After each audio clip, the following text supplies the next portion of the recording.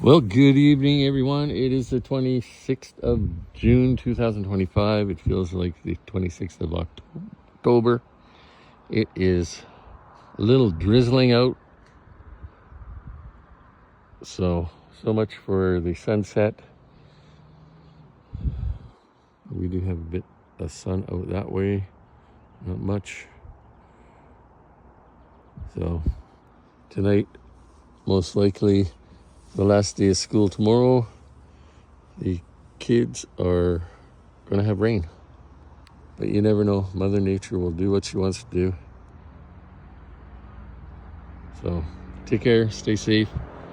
Some guy's rushing home on his motorcycle.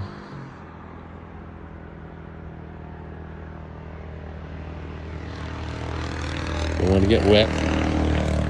Anyways, any weather updates, we'll update. Peace out.